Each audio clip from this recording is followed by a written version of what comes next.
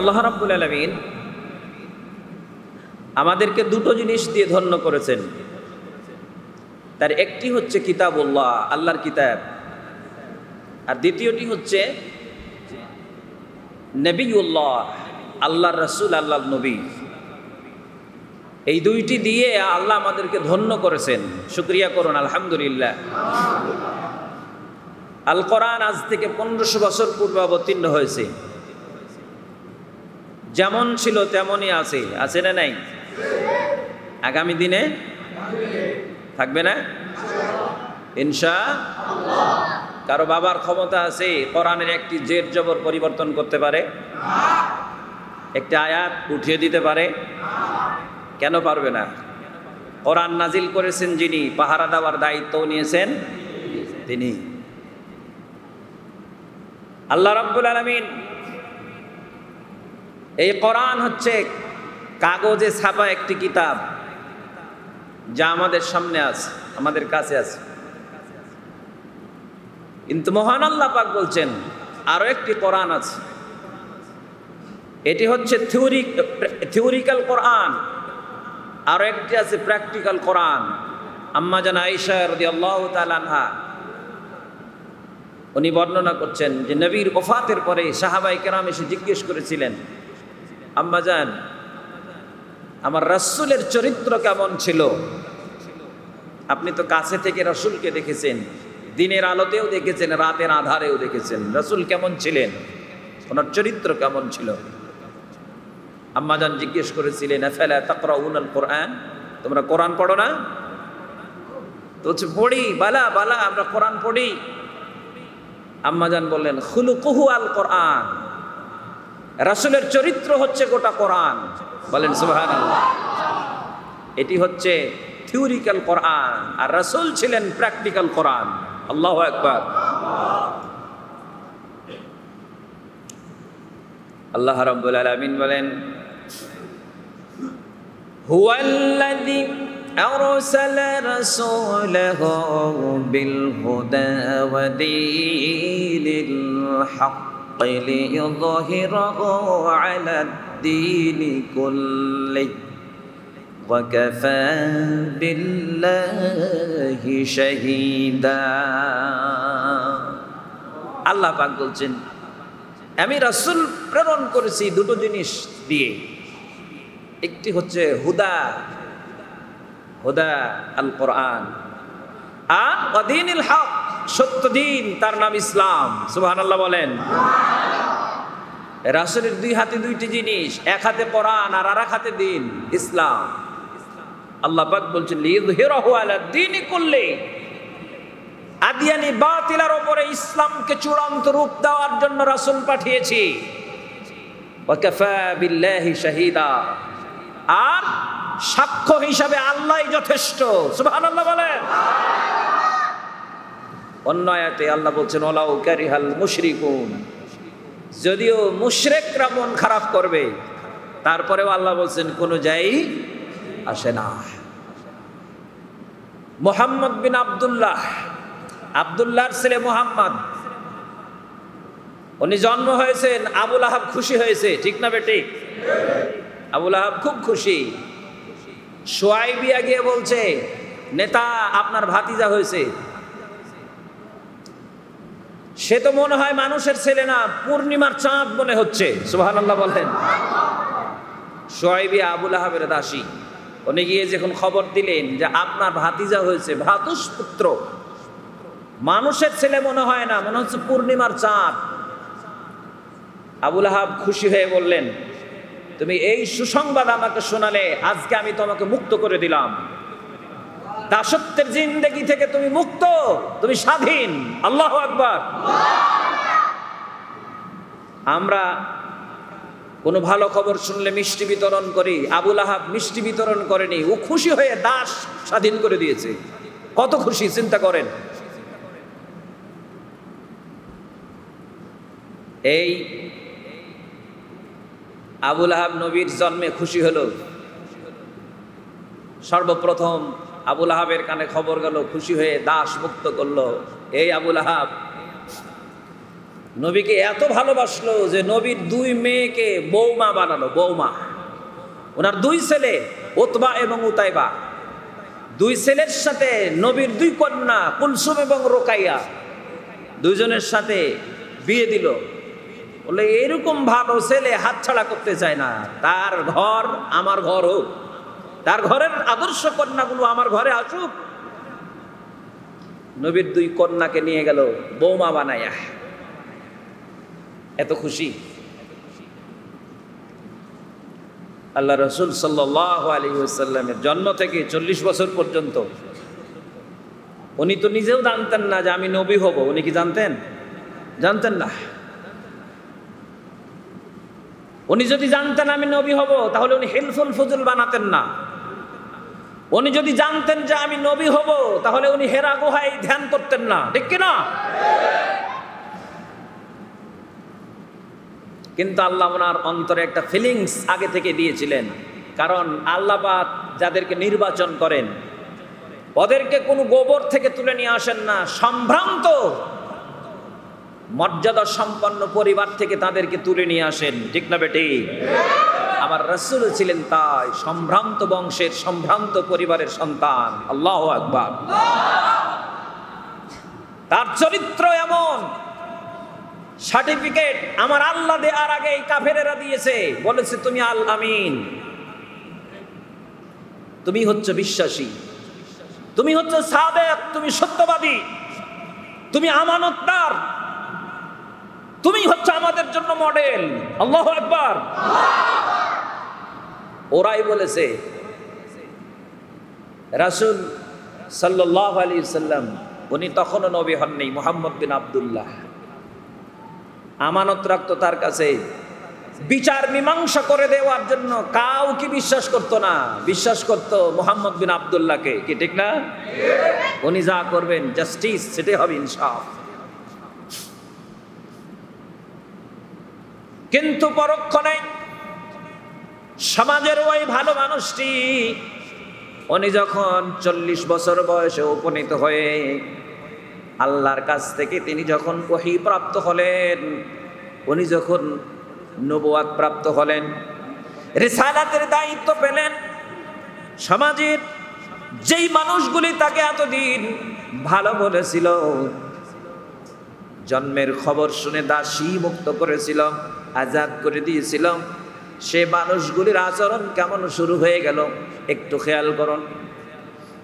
নবীজি সাল্লাল্লাহু আলাইহি ওয়াসাল্লাম উনি হেরা গুহায় ধ্যানমগ্ন অবস্থায় নামুসে আকবার হযরত জিবরাইল আলাইহিস সালাম এসে নবীজিকে ডেকে বলেন, ধরে নিয়ে বলছেন ইকরা, তুমি পাঠ করো। নবীজি বললেন আনা বেকারিন, আমি তো পড়া জানি না। আল্লাহ রসুল বললেন ফাগাত্তানি জিবরাইল, আমাকে জিবরাইল চেপে ধরলো, চেপে ধরার পরে ছেড়ে দিলাম, বললো ইকরা, তুমি পাঠ করো। নবী বললেন আমি পাঠ করতে জানি না। আবার চেপে ধরলো, চেপে ধরে আবার ছেড়ে দিল, এবার বললো পাঠ করো, ইকরা, তুমি পড়ো। আল্লাহ রসুল সাল্লাল্লাহু আলাইহি সাল্লাম বলেন মা আনা বিকারিন, আমি পড়তে জানি না। আবার চেপে ধরলো, আবার ছেড়ে দিল। এবার বিশ্বনবী ছেড়ে দেওয়ার পরে পাঠ করতে শুরু করলেন, ইকরা বিসমি রাব্বিকাল্লাযী খালাক, খালাকাল ইনসানা মিন আলাক, ইকরা ওয়া রাব্বুকাল আকরাম, আল্লাযী আল্লামা বিল কলম, আল্লামাল ইনসানা মা লাম ইয়ালাম। বিশ্বনবী তেলাওয়াত করলেন, আল্লাহ পাক বললেন পাঠ করো, পড়ো তোমার রবের নামে, যেই রব তোমাকে সৃষ্টি করেছেন সেই রবের উদ্দেশ্যে তুমি পাঠ করো। উনি পাঠ করলেন, হেরা গুহা থেকে ফিরে আসলেন বাড়িতে। মা খাদিজার গৃহে এসে ডাক দিয়ে বলছেন, ইয়া খাদিজা জাম্মিলুনি জাম্মিলুনি জাম্মিলুনি, খাদিজা আমাকে কম্বল দিয়ে ঢেকে দাও, কম্বল দিয়ে ঢেকে দাও। ইন্নাল্লাহি ইন্নী খাশিতু আলা নাফসি, আমি আমার নিজের জীবন নিয়ে আশঙ্কা করছি, আমি ভয় পেয়েছি। মা খাদিজা ডেকে বললেন ভয় পাওয়ার কি কারণ? উনি বললেন, আমি এমন একজনকে দেখেছি জীবনে কোনোদিন দেখি নাই। মা খাদিজা অভয় দিয়ে বললেন, দেখেন কাছের মানুষ মা খাদিজাতুল কুবরা, যখন তার বয়স 40, আমার রাসূল উনি নবী হন নাই, তার উপরও তার বয়স 25। 40 বছর বয়সে পরিণত বয়সের একজন নারী নবীজিকে উনি স্বামী হিসাবে বরণ করে নিয়েই তার সাথে 15টি বছর সংসার করলেন। ওনার ভালো মন্দ খুঁটিনাটি সব কিছু তিনি ভালো করে আঁচ করলেন। মূল্যায়ন করার পরে এবার খাদিজা নিজে বর্ণনা দিয়ে বলছেন, কাল্লা ওয়াল্লাহি লা ইউযিকাল্লাহু আবাদা, আপনি ভয় করবেন না, আল্লাহর কসম কখনো আল্লাহ আপনাকে বেইজ্জত করবেন না। আল্লাহু আকবার। কেন? আপনি আত্মীয়তার সম্পর্ক রক্ষা করেন, মেহমান আসলে মেহমানদারি করেন, মাজলুমের পক্ষ নিয়ে মাজলুমকে সহযোগিতা করেন, আপনি যারা বোঝা বহন করতে পারে না তাদের বোঝা আপনি বহন করে দেন। সুতরাং এই ভালো গুণগুলো যার ভেতরে আছে আল্লাহ কখনো তাকে অপমান করতে পারেন না। সুবহানাল্লাহ। এবার মা খাদিজা রাসূলকে নিয়ে গেলেন চাচাতো ভাই ওরাকা বিন নওফলের কাছে। ওরাকা বিন নওফলকে পুরো ঘটনা খুলে বললেন। এবার ওরাকা বলল, চিন্তার কোনো কারণ নেই, আমি যতটুকু তাওরাত এবং ইনজিলে পেয়েছি, আপনার কাছে যিনি এসেছিলেন তিনি নাম মুসা আকবর, আপনার পূর্বে যারা পয়গম্বর ছিলেন তাদের কাছে এসেছিলেন। সুতরাং তিনি হযরত জিবরাইল উনি একটা সুসংবাদ দিয়ে গেছেন, আপনি আখেরি জামানার পয়গম্বর, এটি হচ্ছে তার প্রমাণ। সুবহানাল্লাহ। টেনশন নয়, আপনি নবী। বাড়ি ফিরে আসলেন। মা খাদিজা প্রথমে বললেন, আমার প্রাণ প্রিয় স্বামী, আপনি রাসূল হয়েছেন, নবী হয়েছেন, আমি প্রথম আপনাকে স্বীকৃতি দিচ্ছি, আপনার হাতে হাত দিয়ে আমি মুসলমান হয়ে গেলাম। ধরনী উনি প্রথমে ইসলাম কবুল করে মুসলমান হলেন, স্বীকৃতি দিলেন আপনি হচ্ছেন মুহাম্মাদুর রাসূলুল্লাহ সাল্লাল্লাহু আলাইহি ওয়াসাল্লাম। আপন মানুষ কাছেরটা সর্বপ্রথমে লাব্বাইক বলেছে। দ্বিতীয়ত মুসলমান হয়েছেন 30 বছরের বন্ধুত্বের সম্পর্ক যার সাথে আবু বকর সিদ্দিক রাদিয়াল্লাহু তাআলা আনহু, উনি মুসলমান হয়েছেন। 3 নম্বরে হযরত যায়েদ বিন হারেসা, কেনা গোলাম কৃতদাস, তিনি মুসলমান হয়েছেন, পালক পুত্র পরে। 4 নম্বরে চাচাতো ভাই হযরত আলী ইবনে আবু তালিব রাদিয়াল্লাহু তাআলা আনহু, তিনি মুসলমান হয়েছেন। আল্লাহু আকবার বলেন। একজন মানুষ ভালো না খারাপ এটা মূল্যায়ন দূর থেকে করা যায় না কাছে থেকে করা যায়? কাছের থেকে না দূরে থেকে? আমরা যখন কোনো লেনদেন করি তখন মানুষ বলে এই লোকটা কেমন, যাচাই করার জন্যে কমপক্ষে 2টো কাজ করা দরকার, কিছু টাকা ধার দিও। কি ঠিক কিনা? ভালো না খারাপ টাকা ধার দিলে চেনা যায় যে এই লোক ভালো না খারাপ।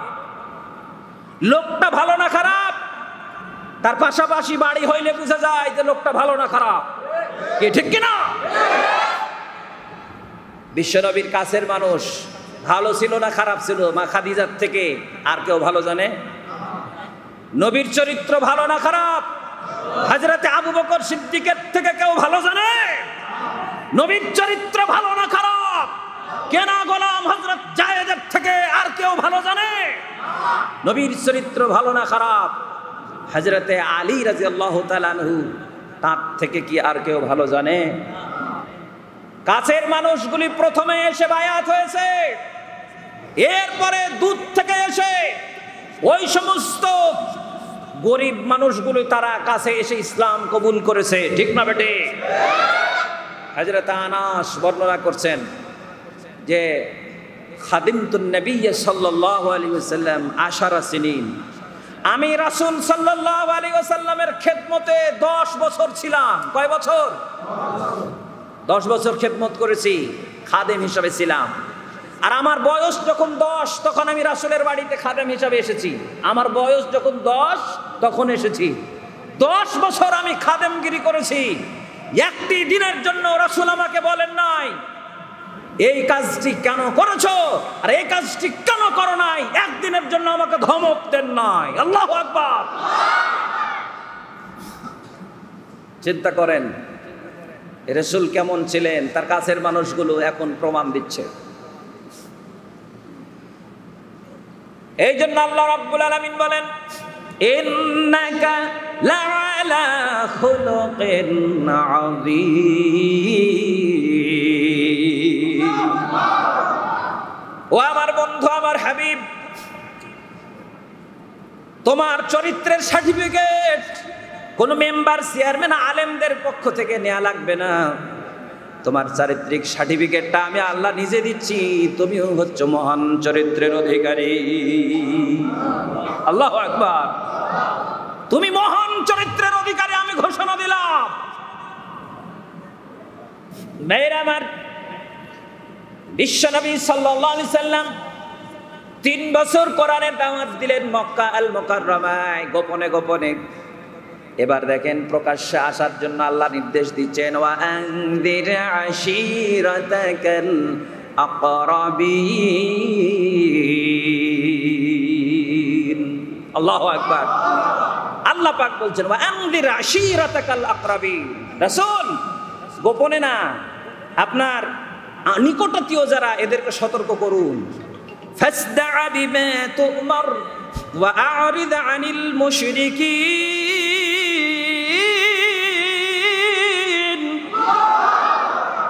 আপনি যা নির্দেশিত হয়েছেন প্রকাশ করে দিন, মুশরিকদেরকে একটু এড়িয়ে চলুন। ইতিহাস আপনাদের জানা আছে, সকালবেলা রাসূল সাবা পাহাড়ে গেলেন, মানুষ একত্রিত হলো। ইয়া সাবাহ বলে রাসূল যখন আওয়াজ দিলেন, সাবা পর্বতে মানুষ একত্রিত হলো। যে আসতে পারলো না, প্রতিনিধি পাঠালো, আবু লাহাব উপস্থিত হলো। একটু খেয়াল করেন। এবার বিশ্বনবী বললেন, আমি যদি বলি পাহাড়ের পাদদেশে কোনো শত্রু অপেক্ষা করছে, তোমরা কি বিশ্বাস করবে? সবাই সমস্যারে বলল, আপনি কোনোদিন মিথ্যা বলেন না, আজকে আপনি যা বলবেন সত্য বলবেন। সুবহানাল্লাহ বলেন। নবীজি বললেন, আমি তোমাদের কাজকে যা বলতে চাই তা হলো, এই জীবন শেষ নয়, আরো জীবন আছে। মৃত্যুর পরে মিজান পুলসিরাত আছে, জান্নাত জাহান্নাম আছে। যদি তোমরা বাঁচতে চাও, একটি বিষয়ে স্বীকৃতি দাও, শুধু বলো লা ইলাহা ইল্লাল্লাহ। আল্লাহু আকবার।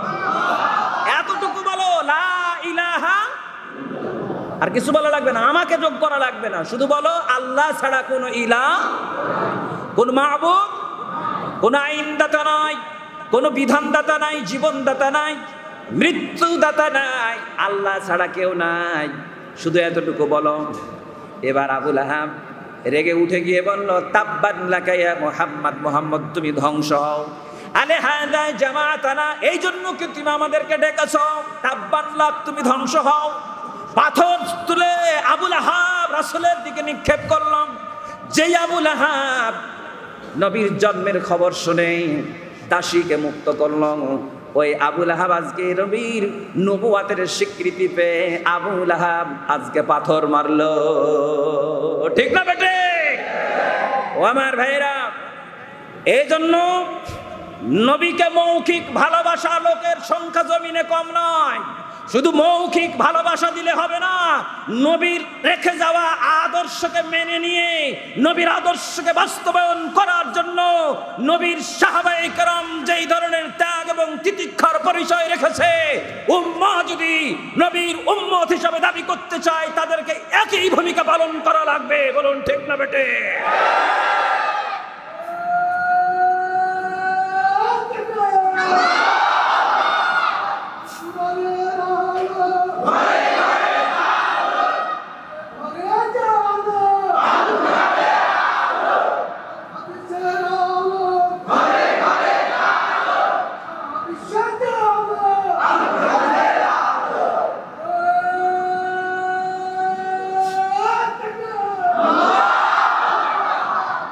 সম্মানিত ভাইরা আমার, খুব সংক্ষেপে দুটো কথা।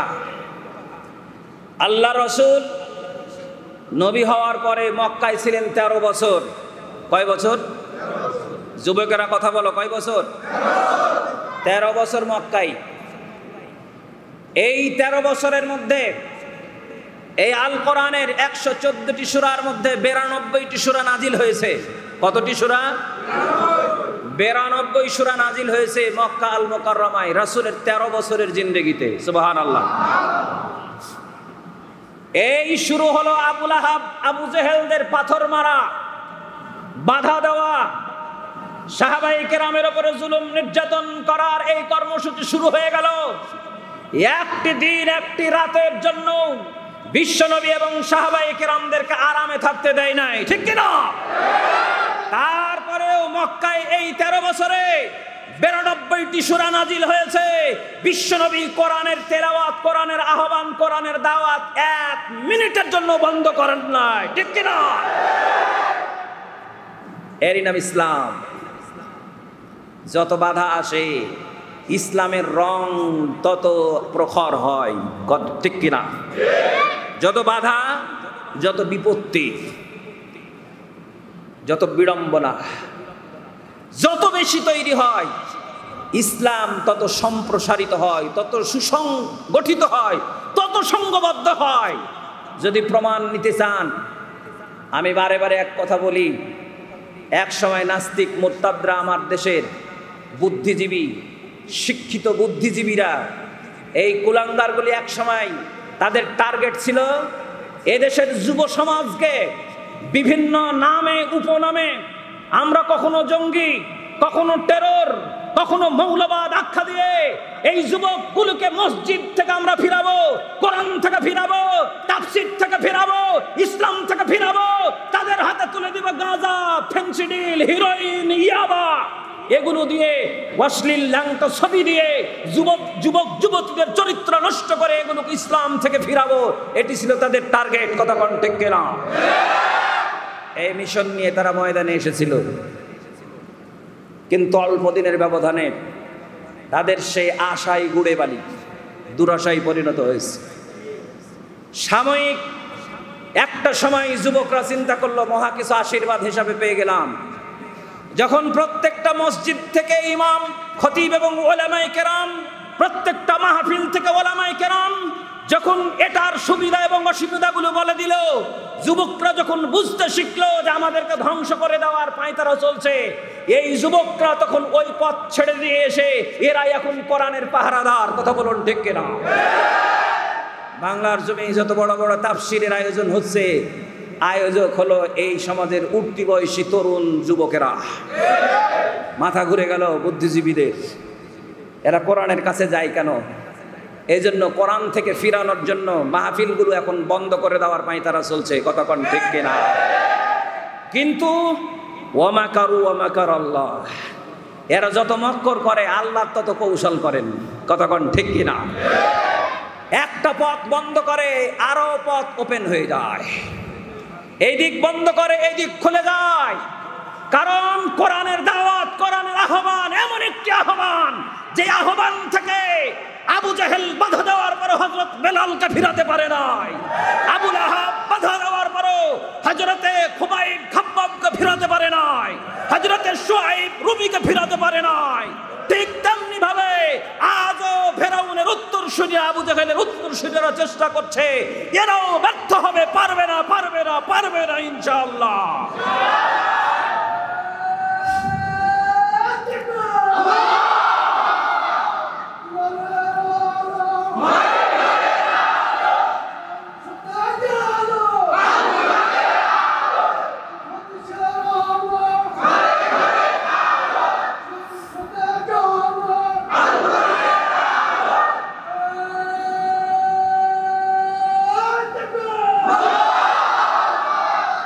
সম্মানিত ভাইরা আমার, লাকাদ কানা লাকুম ফি রাসূলিল্লাহি উসওয়াতুন হাসানাহ। আল্লাহ পাক বলছেন, তোমাদের জন্য রাসূলের জীবনীতে আছে উত্তম আদর্শ। আমরা একজনকে নেতা মানি, আমাদের নেতা একজন, তিনি হচ্ছেন মুহাম্মাদুর রাসূলুল্লাহ। কে ঠিক না ঠিক? আমাদের 14টা নেতা নাই, আমাদের নেতা একটা। ওই নেতাকে যে নেতা ফলো করে ওই নেতাকে আমরা মানি রাসূলকে মানার কারণে, ঠিক কিনা? আর আমাদের যেই নেতা আল্লাহকে মানে না, রাসূলকে মানে না, তার মুখের ভাষা যত ভালোই হোক, ওই নেতাকে আমরা মানি না। ঠিক না বেঠে? রাসূল আমাদের আদর্শ। আর রাসূলকে গালি দিয়ে রাসূলের মর্যাদা ক্ষুণ্ণ করা যাবে না। কোরআন আল্লাহ যেমন পাহারা দেওয়ার দায়িত্ব নিয়েছেন, রাসূলের চরিত্রকেও পাহারা দেওয়ার দায়িত্ব আমার আল্লাহ নিয়েছেন। কে ঠিক কিনা? আলহামদুলিল্লাহ বলেন। আবু জেহেলরা পারে নাই, আবুল হাবরা পারে নাই, আপনারাও পারিবেন? দন্তার নয়াকারে হবে না। যেদিন মুসলমানের সংখ্যা ছিল হাতে গোনা কয়জন, সেদিনই পারে নাই। আজকে তো মুসলমানের শিকড় অনেক মজবুত। আজকে মুসলিমদের সংখ্যা প্রায় 200 কোটি। ঠিক না বেটে? আজকে শুধুমাত্র বাংলাদেশে নয়, এরকম 57 থেকে 58টা দেশ মুসলিম দেশ হিসাবে বিশ্বের মানচিত্রে আজকে স্বাধীন রাষ্ট্র হিসাবে প্রতিষ্ঠিত আছে এবং আল্লাহ প্রদত্ত সম্পদের সিংহভাগ মুসলমানদের হাতে আছে। কথা কোন ঠিক কিনা? তোমরা শুধু অস্ত্র বানিয়েছো, আর আল্লাহ পাক আমাদেরকে খাদ্য ভাণ্ডার থেকে শুরু করে স্বর্ণ, রৌপ্য, তেলের খনি, সোনার খনি সব দিয়েছে। আমরা যদি অবরোধ করি, তোমরা না খেয়ে মরবা। আর তোমরা অবরোধ দাও, তোমাদের অস্ত্র, তোমাদের জঙ্গি বিমান, কামান, ওগুলো আমাদের দরকার নাই, ওগুলো আমরা নিব না। তোমরা ভালো কিছু দিতে পারো নাই বিশ্বকে। তোমরা বিজ্ঞানের দোহাই দিতে মানবতাকে ধ্বংস করার জন্য তোমরা ষড়যন্ত্র করেছো। আর মুসলিম উম্মাহ মানবতাকে রক্ষা করার জন্য ওয়াকাতরে বিলিয়ে দিচ্ছে। আমাদের খেয়ে পরে তোমরা বেঁচে আছো। ঠিক না বেটে? আমাদের তেল না হলে তোমাদের চলবে না, আমাদের গ্যাস না হলে তোমাদের চলবে না, আমাদের স্বর্ণ না হলে তোমাদের চলবে না, আমাদের ডিজেল না হলে তোমাদের চলবে না, আমাদের কেরোসিন না হলে তোমাদের চলবে না। কথা কোন ঠিক কিনা? আমাদের ধান, আমাদের চাউল, আমাদের ভুট্টা, আমাদের গম, আমাদের জব, আমাদের আলু সব তোমাদের দরকার। আর তোমরা যদি কিছু না দাও, তাও আমরা বাঁচবো। কি ইনশাআল্লাহ? লাকাদ কানা লাকুম ফি রাসূলিল্লাহি উসওয়াতুন হাসানাহ। মডেল একজন, তিনি মুহাম্মদুর রাসূলুল্লাহ সাল্লাল্লাহু আলাইহি ওয়াসাল্লাম, আমাদের নেতা। কথা কোন ঠিক কিনা? কিসের তোমাদের মাও সেতুং, কিসের লেনিন, কিসের কার্ল মার্কস, কিসের সক্রেটিস? কার স্বপ্ন দেখাও?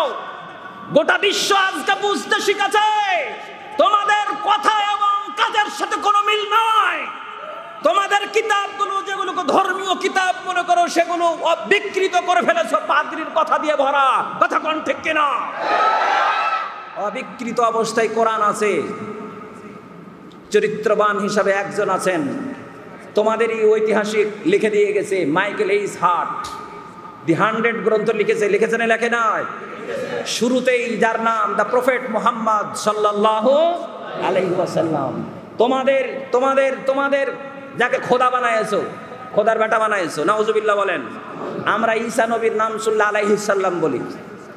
ঈসা নবীর আগেও মাইকেল এইচ হার্ট আমার রাসূলকে জায়গা দিয়েছে। আর তুমি কোথাকার মাইক্রো? কে চিনে তোমাকে? কোথাকার তুমি পাতান, চিটা পাতান, কে চিনে তোমাকে?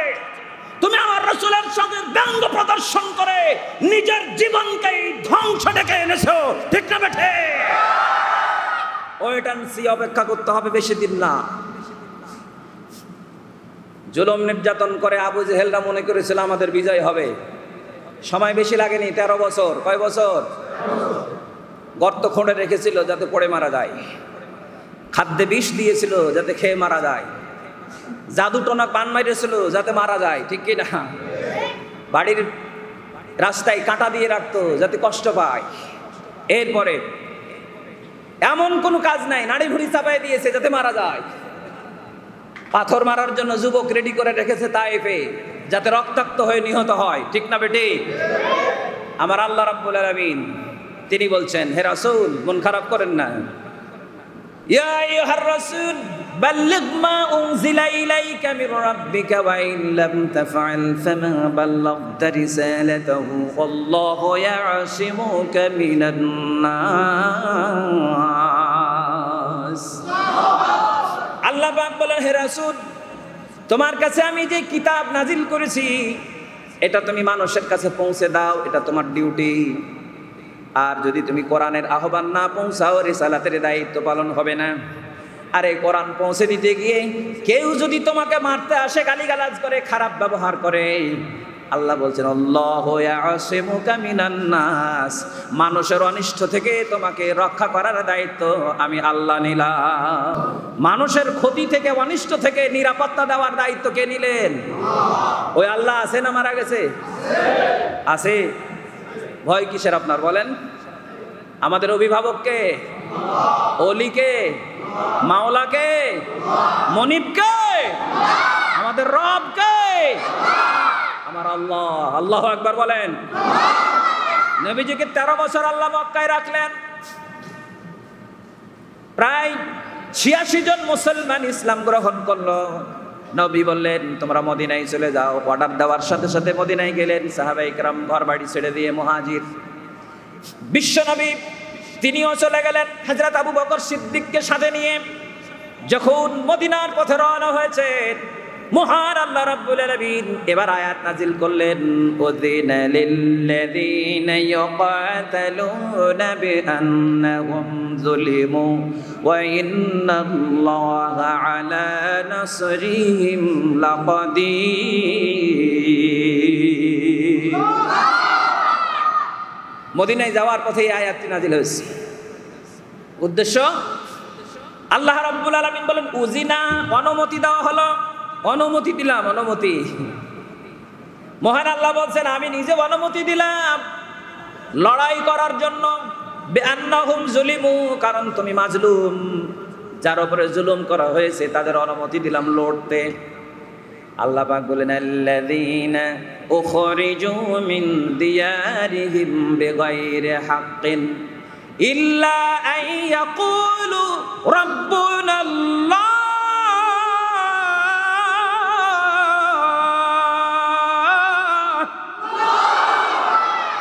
আল্লাহ পাক বললেন যাদেরকে ঘর থেকে বের করে দিয়েছে, দেশ থেকে তাড়িয়ে দিয়েছে, এই মাজলুম লোকদেরকে আমি অনুমতি দিলাম লড়াই করার জন্য।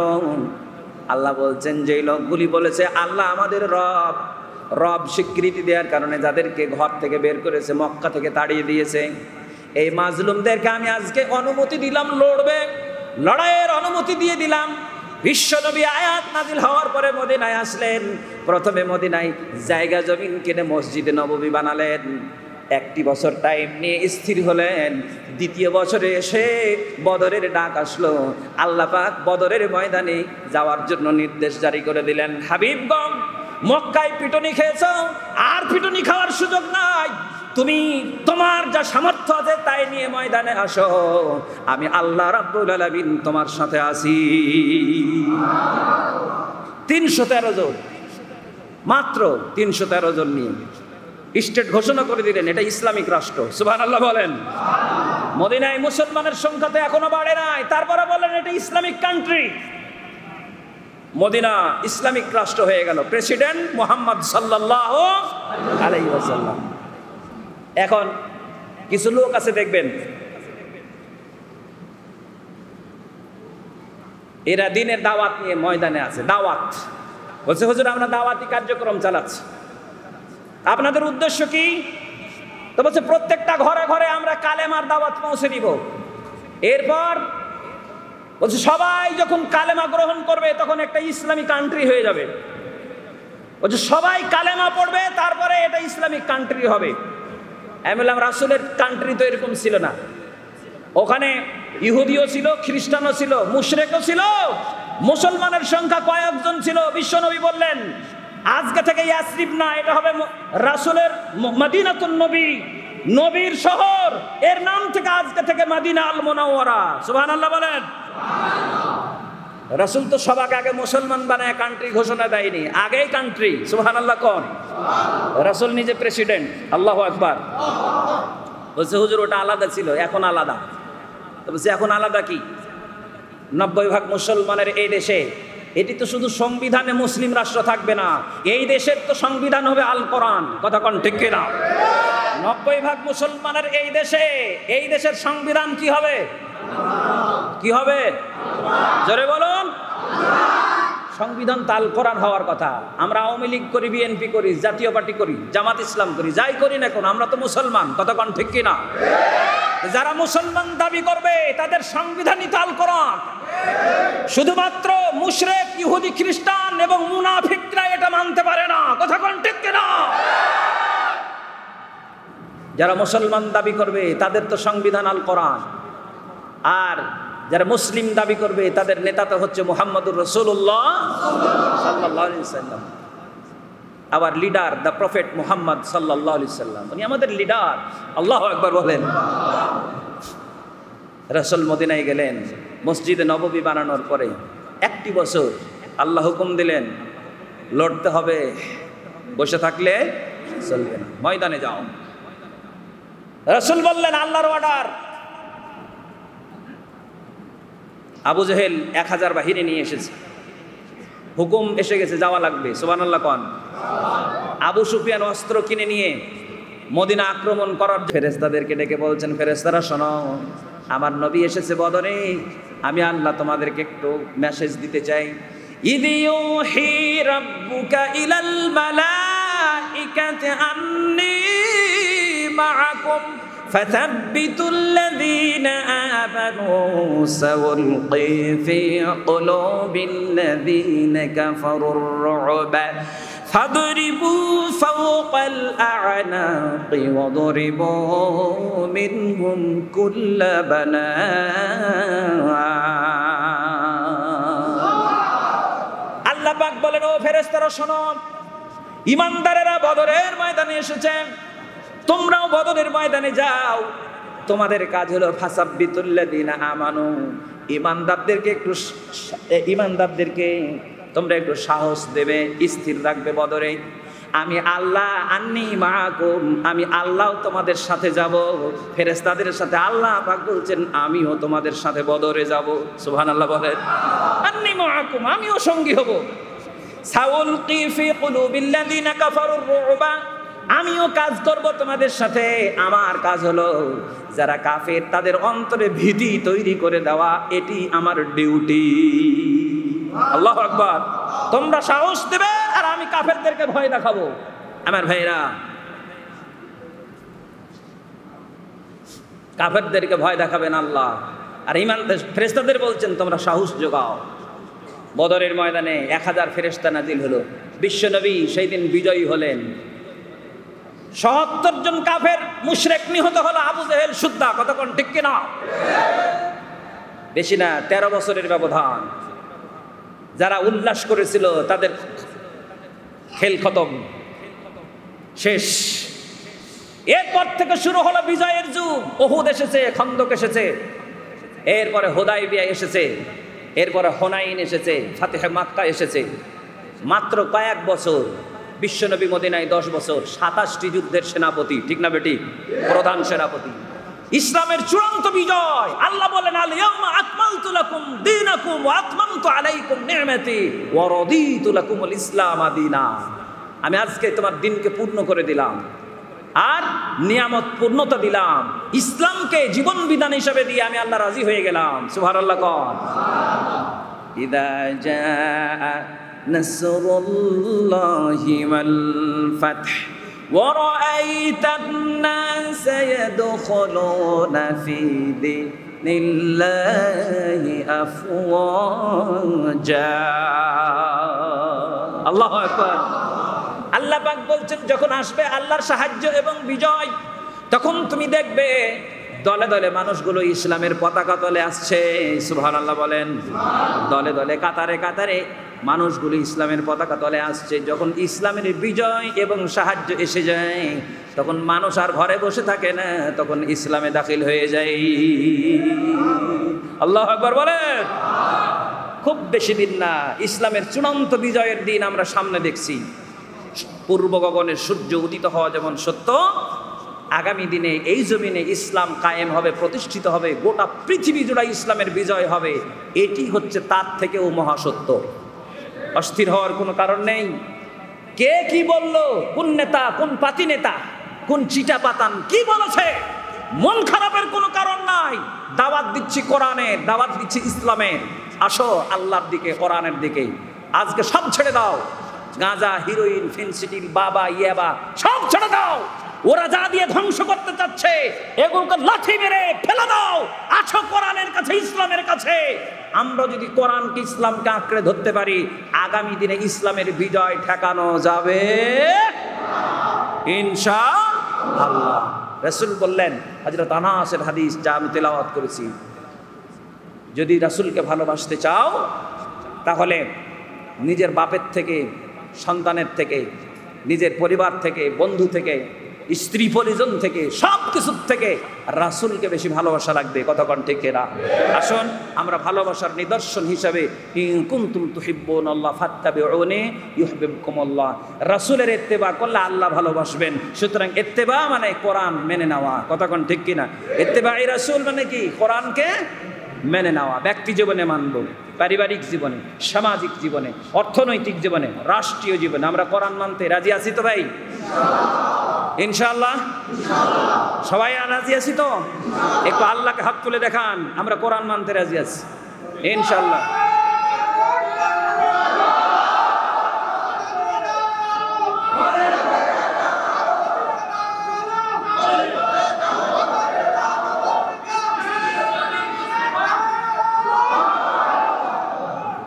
আল্লাহ আমাদের কবুল করুন, বলুন আমিন। সংক্ষিপ্ত পরিসরে আলোচনা শেষ করতে হচ্ছে। কাঙ্ক্ষিত মেহমান উনি চলে আসবেন, এশা নামাজের আজান হবে, যাদের ওযু নাই ওযু করবেন। এরপরে আমরা জামাতের পরেই আমাদের মেহমান উনি আসবেন, উনি আমাদেরকে প্রাণ ভরে কথা শোনাবেন ইনশাআল্লাহ। আল্লাহ আপনাদেরকে ভালো রাখুন, কোরআনের পক্ষে রাখুন। আপনাদের জন্য দোয়া করে আমি গুনাহগার, দোয়া চেয়ে সময় বাকি থাকলে কোনোদিন আল্লাহ যদি আবার দেখা করান, দেখা হবে ইনশাআল্লাহ। ওমা তৌফিকি ইল্লা বিল্লাহ, আলাইহি তাওয়াক্কালতু ওয়া ইলাইহি উনীব। আসসালামু আলাইকুম ওয়া রাহমাতুল্লাহি তাআলা ওয়া বারাকাতুহু।